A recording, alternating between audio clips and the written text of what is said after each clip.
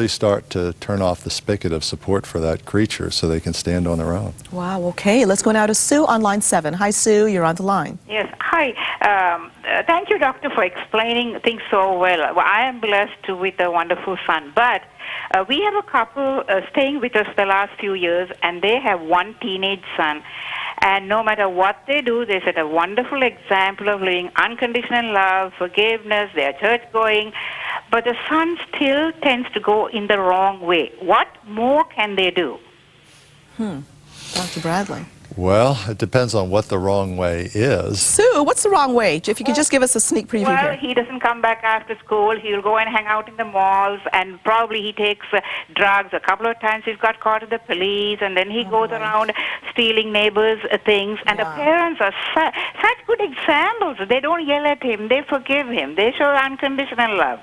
Oh, okay, got it. Well, serious, yeah. Yeah, unconditional love does not mean unconditional acceptance. You can love somebody and say, I will not accept what you're doing. They're two very different things.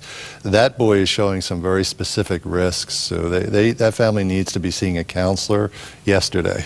They need to find out what is going on, because that boy is sending some sort of a message about something that's going on in his life. You said he was, I think, 14, and one of the statistics we have that frightens the heck out of us, somebody that starts abusing substances, alcohol or drugs at 14, has 5 times the rate of addiction than somebody who waits till they're 21 to use. We don't know why that is exactly, but it's there. It has to do with brain chemistry and defenses. So you need to move very quickly, because that kid is liable to find drugs very, very attractive to him very quickly. So get that family into counseling. Wow, thanks for calling in, Sue. We're going to go for a break now. Once again, our lines are open. Don't be shy. Give us a call at any time. We'll be back after this. Don't go away.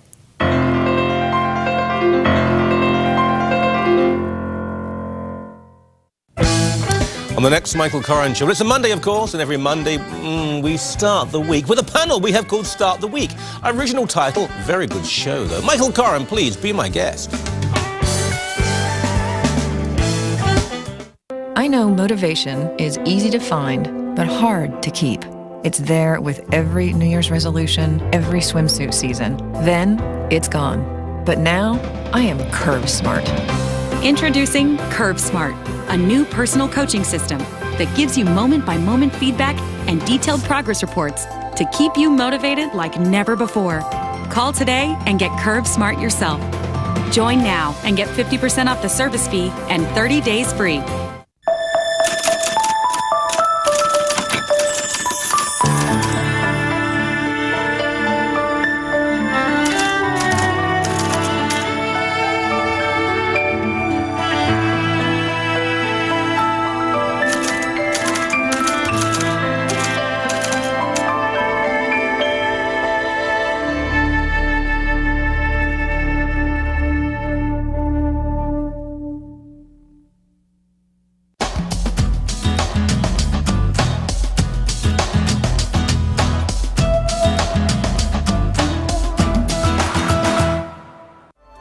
Sometimes we all need a little something to lift our spirit. We'd like to help by offering you some truly uplifting messages. Simply text SPIRIT to 33456 and receive guidance and inspiration to your mobile. Inspiration is what drives us to become better people. Text SPIRIT to 33456. So text SPIRIT to 33456 today. Chippers Daily Subscription Service, $5 Canadian per week. To cancel, text STOP to 33456.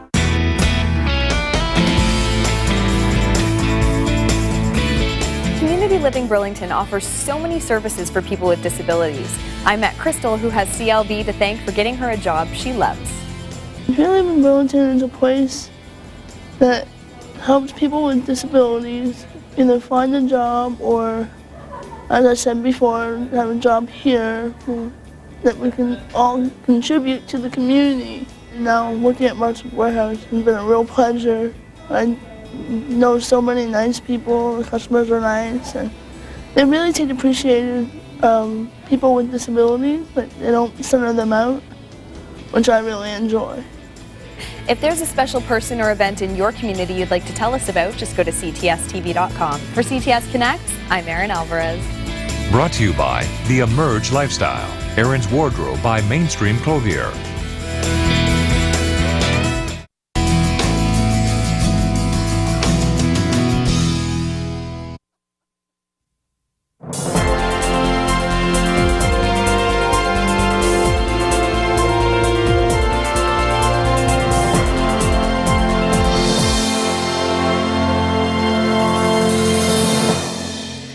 again, welcome back to our program. We're talking about parent-teen wars today. Joining me in the studio, Dr. Michael Bradley. Take a look at this book again up on the screen. Excellent book. When things get crazy with your teen, the why, the how, and what to do now. Also, best-selling author of Yes, Your Teen is Crazy. And, you know, we're joking during the break here, but I'm going to ask you, do parents at times need to lighten up, to just step back and lighten up about this whole thing? Although there's nothing funny about it, trust me, but do we need to lighten up? I get asked all the time, what's the most important thing to do? And I say, keep your sense of humor. Don't take your kid too seriously, and don't take yourself too seriously. It all gets so absurd at times. If somebody else was watching it, they'd be hysterical. It'd be a sitcom. You know, so take a step out of it and think about what you just said, what your kid just said, and see if you can get a laugh up. It really diffuses a lot of that terrible angst that we get going in families, because we all get ridiculous at times. Something you were referring to, and it has to do with underlying problems in your teen. You may have a teen who keeps on, and we're not talking at this point. Dr. Bradley already talked about serious issues when your teens are on drugs, and there seems to be no way back. We'll get professional help, but there are signs leading up to that. What if your teen happens to be constantly defiant, breaking curfew, and they seem to be following those signs progressively towards something? You're saying there's a definite underlying issue. Could be a boyfriend, could be a girlfriend, could be company, something there that you need to find out. Something's going on. So again, try to view those initial behaviors as a symptom. And if you just attack the symptom, if you change the locks on the doors, you may prevent the symptom. But the disease process is still there, and it can explode somewhere else on you. So take a step back and try to figure out why. And again, sometimes what works is the coffee shop. You know, you kind of get out of your parent-child role and say, can we talk? You know, what's going on? How does this happen? Why do you need to climb out the window in the middle of the night? And then look for clues to the real issue. It could be girlfriend, boyfriend, drugs, whatever. Now, I'm going to get back to you on the phone line shortly, so I'm going to ask you to be patient. But the question about modeling is a big one, because it's not easy to deal with. Suppose you're engaged in certain behaviors. Suppose you're taking drugs yourself, drinking yourself, swearing up a storm. Let's be honest here. You can't expect any different in your kid. You're done. In fact, your kid will take what you're doing and then push the envelope. Take it to the next level. Absolutely. Wow. That's what they do. So, and I hate to be tough, but we have to be tough as parents. We have to get in a mirror and do a very kind of a stringent self-assessment and work on ourselves. You know, if you're staggering around the house with your 13th beer telling your kid not to do drugs, it's not going to work. And if you're not showing good sexual values or prizing your partner values, what do you expect to see in your kid? How you treat your spouse has a lot to do with it in front of the kids. How you treat the guy that cut you off in the parking lot has a lot to do with it. Do you yell and scream and rant and talk about fist fighting and getting him back, and then you're amazed your kid's getting in fights at school? We do a lot of this. I do this all the time. It really pains me. And we're not perfect people, we know this, but we really need to take a good hard look in the mirror. We don't have to be perfect, we have to be honest. Yes. So we have to be honest enough so that when we blow up at our kid because she blew up at us, we go back in and apologize. Say, honey, when I cursed at you, there was no excuse for that. I'm sorry. I'll try not to do that. Even though the kid cursed first, we're the professionals. We get paid the big bucks to be the parents. So we have to own up. When we apologize to our kids, Christine, we teach them magnificent lessons we could never teach them with a lecture. But we have to apologize from the bottom of our heart and mean it. An apology does not have the word but in it, and it doesn't have the phrase you got to understand. Yes. Apology is my side of the fence. I screwed up. I'm sorry. I'll try to do better. Taking responsibility. Yes, ma'am. Wow. Okay. Let's go back to you on the phone lines. Michelle on line 1. Hello, Michelle. You're on the line. Hi. Hi, Michelle. How are you guys? Fine, thank you. Hi, Michelle. I was just wondering, me and my mother are having kind of, we have difficulties communicating with each other, like in terms of like, I like to have the last word, but no matter what, she's my mother, and I shouldn't be like. Michelle, how old are you? I'm 19. Okay, great to hear from you. Yeah, thank you. Keep going.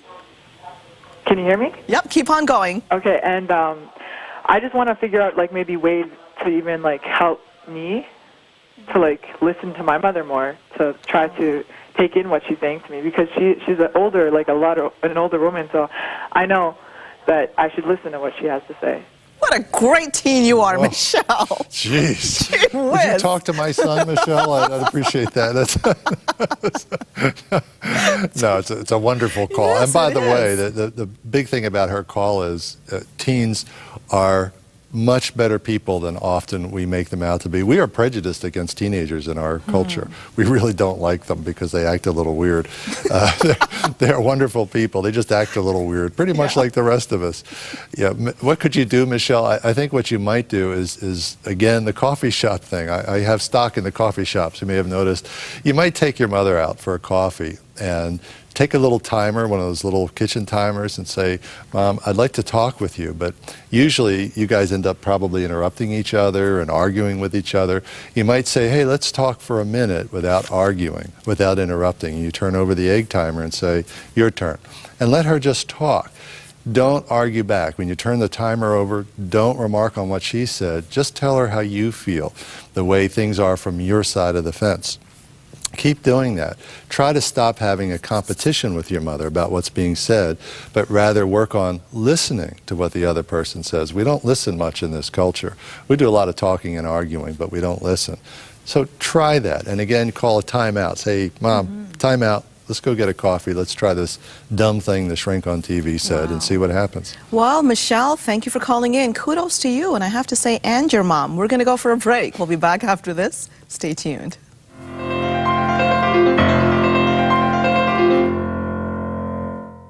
Clancy, look at my poor DeSoto. Yeah, well, I'll tell you something, mister. See, the body looks okay, you know? I mean, it doesn't look bad. Well, there's a little dent over there.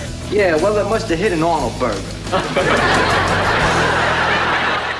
Happy Days, a new musical, is coming to the Elgin Theatre February 3rd to 15th, and CTS wants to give you and a guest the chance to join Richie, Potsy, Ralph, and the Fonz as they team up to save Arnold's from demolition. Happy Days, a new musical, is a smash hit comedy and musical celebration of 50s nostalgia and a treat for young and old alike. For your chance to win a pair of tickets to see Happy Days, a new musical, go to ctstv.com now and enter online by February 1st.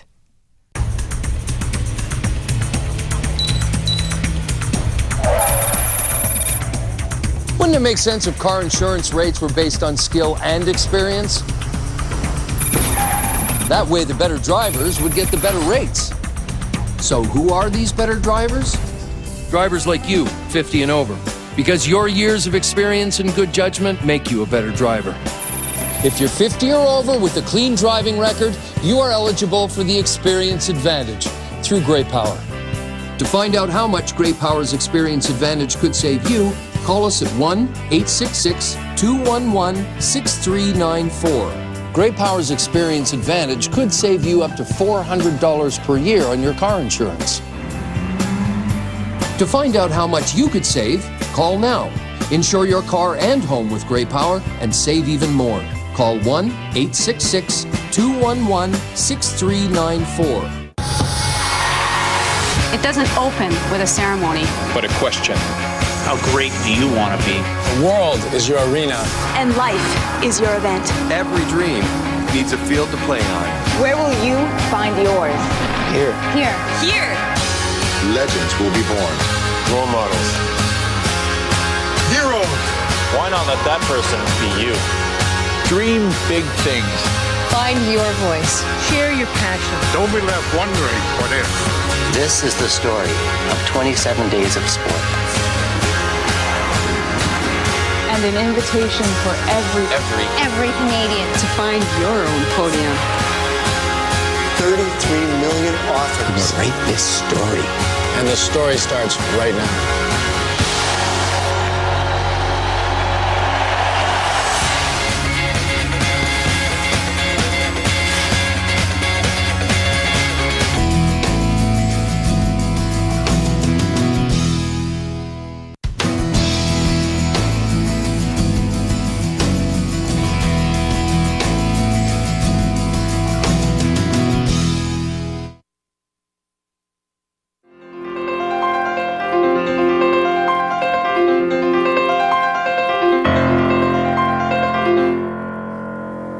Hello again, and welcome back to our program. We're talking about parent-teen wars today. And the reason I'm laughing, okay, and I'm going to confess this, Dr. Michael Bradley and I are talking during the break, and we're talking about parenting, our own kids, and so on. And I'm getting some of the lectures here going on. It's really funny, but I'm not going to confide that much in you, okay? So we're going to go back to you on the phone lines now. Carlos on line 4. Hi, Carlos. You're on the line. How are you? Fine, thank you, I think.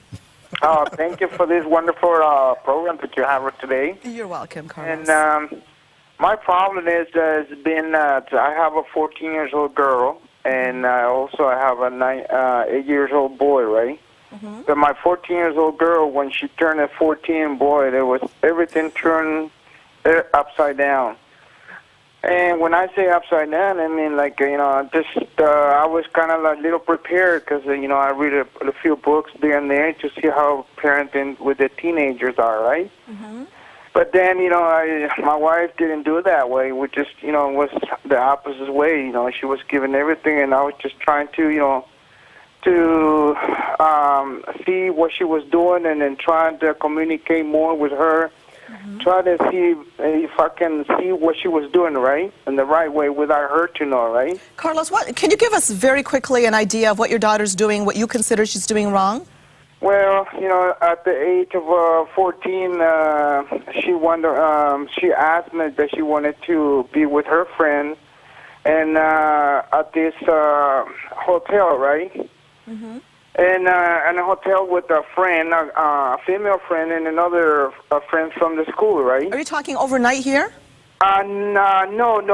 That was only, just for just get around, just to have a little party, right? Yes. So I decided to go rent a room for them, right? And I said, well, I'll make sure that I will be coming around at any time, I say. Just remember that, I say, all right? Mm-hmm.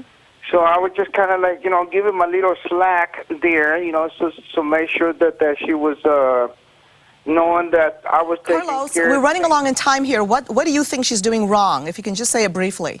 Okay, she got drunk that day, right? Mm-hmm. And she was smoking, I think, marijuana or something like that. Is that the one time, Carlos, or does she do that quite a bit?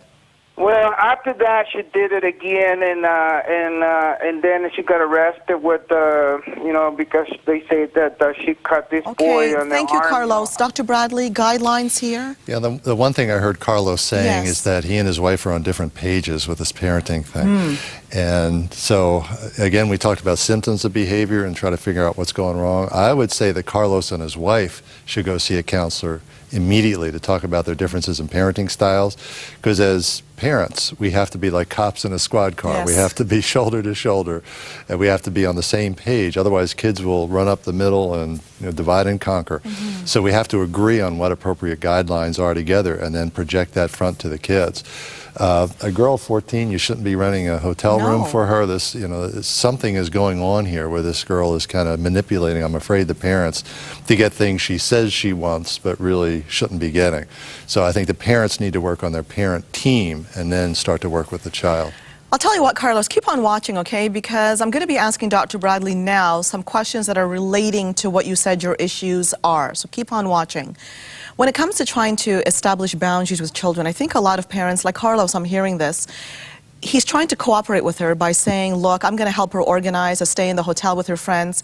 And you're saying that's a no-no, and I could fully understand, because that really is a no-no, Carlos. But at the same time, some parents don't know what style to use. They want to accommodate their child. Right. And at the same time, some parents go overboard and they micromanage their children. How do you establish what a healthy boundary is as a parent in terms of parenting style? Think about parenting as a scale from 0 to 10. 10 is a Marine Corps drill sergeant, punches the kid, searches, all the things we'd like to do as parents. We can't do that. There's laws against it. That's the 10. What's the 0? That's the cool parent. Hey, I used to be a teenager. I'll set up the kegs of beer. We won't tell your parents, blah, blah, blah. That's the buddy to the kid. Both ends of that spectrum have equally dysfunctional children. It's amazing. Where's the magic? It's in the middle, the 4, 5, or 6. That's saying, no, you can't do beer, but I understand you want to have a party. You can have the party in our house. No, you can't have drugs, but I'll bring in the pizza. No, you can't be running the streets, but you can stay up all night if you want to. How about that for a deal? So you negotiate. You try to give them some of what they want, but you have these protective safety fences that they can't go beyond. So it's a tremendous limiter on behavior. A lot of parents are afraid to do that, Christine. They're afraid to argue with their kid because the kid says, I hate you and I'll never talk to you again and you'll never see your grandchildren. And you respond, I'm sorry, that would break my my heart, but I love you too much. So do not give in to threats. Say, I love you too much to let you do something that could hurt you so terribly. Okay, let's lay it on the line for parents, first of all. Regardless of the threat, you don't give in to threats. But do kids usually follow through with their threats anyway? Hardly ever. Hardly ever. Hardly ever. So you can be comforted. If you start negotiating with threats, you're negotiating with a terrorist. If you start giving in because they're going to do something, yeah, you are finished. Your society is finished as a family. You can't do that. So a kid says, I'm going to kill myself. You say, that would devastate me, and now we need to call the police. If you're suicidal, we need to get you to help. If the kid says, I'm going to run away, say, that would make me very sad, but I can't change my rules because you threatened to kill yourself or you threatened to run away. Those are two different problems. My rules are to keep you alive and healthy. I'll stay up all night and negotiate them, but I won't give in to threats, sweetheart. We can't do that one. You say this to your child. Now, what you said there was very major, because there are kids out there that do threaten suicide, and there are kids that unfortunately have done it. Yes. So there are children that are having problems with mood disorders and so on. It can be very difficult for parents to tell the question, is my child suffering with a genuine mood disorder? Is my child manipulating me? So we're going to answer that question after the break. Stay tuned.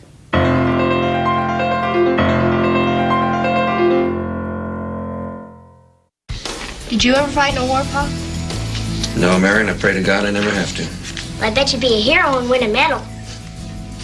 But I think most men would trade any medal if we get the memory of war. And speaking of war, I thought you had some history homework.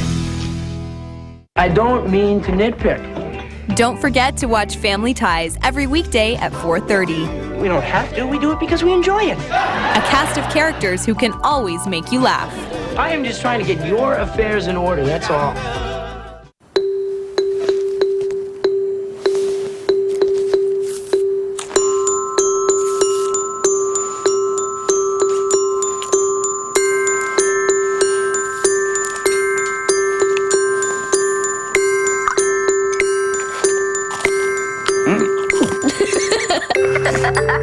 Good night, buddy.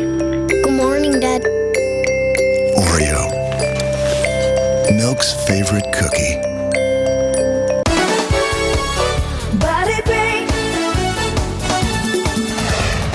Vitamins and minerals are required for normal metabolism, growth, and general well-being.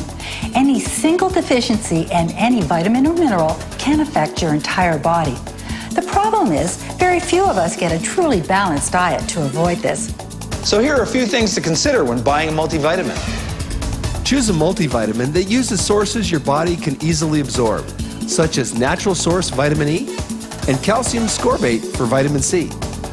For minerals, look for mineral citrates and amino acid chelated mineral sources. And make sure your multivitamin doesn't have too many non-medicinals. Some brands have over 30 of them. These non-medicinals can affect the pill size and make it harder to swallow. If you'd like more information, visit our website. Until next time, keep fit and have fun. Body Break. Hello again, and welcome back to our conversation, Parent-Teen Wars. We're going to go straight to you, Arthur, on line 5. Hi, Arthur, you're on the line. Go ahead, Arthur. Listen into the telephone. Yes, I am here. How are you today? Fine, thank you. You're doing a good job. Thank I'm you. Dr. Bradley. But my name is Arthur Correa. I work for a school board talking about children abusing and children behaving and this and that. I worked for 23 years. Mm-hmm. I didn't have a problem with a single child in 23 years because I helped them as much as I could and they respect me. Some of them hate the principal or not all every teacher, but the odd one.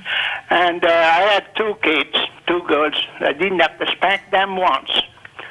That works back and forth. The parents should know how to do it. That's not that difficult, but there is a problem of abusing too. I understand that. But since 30 years ago, more or less, that was a law from the government that a parent couldn't touch a kid Not always. He does a good Arthur, we're running along in time, but I got your point. I'm so glad you called in. I've heard this one before.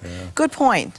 Dr. Bradley. Well, there's two parts to that. One is, yes, he's exactly right. We changed the primary tool of parenting kids from forever when we say you can't hit them, and we didn't then say to parents, we'll do this instead. We just left them as peacekeepers without weapons. Now what do you do? But in fact, hitting doesn't work. And I know, I'm thinking Arthur was going to the point where lots of dads do, which is, hey, my coach, my father, my drill sergeant slapped me around, and I loved and admired those men. What's wrong with hitting? You know, not abusing. Well, what's wrong with it is it's a waste of time, at best. The world has changed a lot, too, though. You hear a lot about how it used to be. It's changed a lot. You know, I don't think it has in that sense, Christine, because when I ask those fathers, what did you love and admire and respect about your father who hit you? They'll say the man took care of the widow's family down the street, coached everything, never had a decent pair of pants in his life, had 2 jobs to get us through college. I say, wonderful. You told me about the man's values and his character. You never mentioned the hitting. You forgave the hitting. You overlooked the hitting because you admired the man. So every time we hear one of these old-fashioned disciplines, give him a good swat once in a while stories, when we sort it out, it's really about values and character, not about hitting people. Strength of character, Yes, something ma'am. we need to see more of. Yes, ma'am. About that issue of when your child is truly a case that needs professional care because he or she really could be suicidal, a mood disorder. How do you know the difference? Because kids are crazy, as you put it, and they really are, but how do you? You don't. As soon as You somebody don't. plays the S At least word, somebody's honest here. you don't. You don't guess. I don't guess. I'm in the business 35 years. A kid says to me, I'm suicidal, I'm going to kill myself. I say, thanks for telling me, we're going to the hospital. I don't sit there and say, gee, you know, maybe, maybe not. So parents, same deal. You go to the hospital, you get an expert evaluation, you have somebody sort it out. Kids are killing themselves at 3 times the rate of your generation. It's off the charts. So we don't guess. You take them for their word and then get it checked out. Wow, well said. Let's go now to Cindy quickly on line 7. Cindy, we're running out of time. Quick on this one. Hi. Actually, basically, just my role as an aunt. Yes. Okay. Yeah. Basically my role as an aunt because the parents haven't really done anything. Parents aren't doing it. Cindy, thank you. Dr. Right. Bradley. What you can do is to take the child out and say, tell me what it's like growing up in your family. Don't vilify the parents. Don't get into that. But be a sounding Excellent board point. where the kid can say, you know, I think they're out of control. They drink, they run around, whatever. And then you can say to that child, how would you do it differently? If you were raising you, when you have your own child one day, how will you do it? So the kid sets up a set of values in her head. You know, what you said there was a great point, not only for Cindy, but for everybody watching, for me, for you, everyone. Listen, but never vilify anyone. Great advice. Real important. Dr. Bradley, we're out of time for today. Already? Fantastic, already. Thank you so much for joining me. Thank you, Kristen. That's all the time we have. See you again next time. I'm Christine Williams, and from all of us, thank you for watching.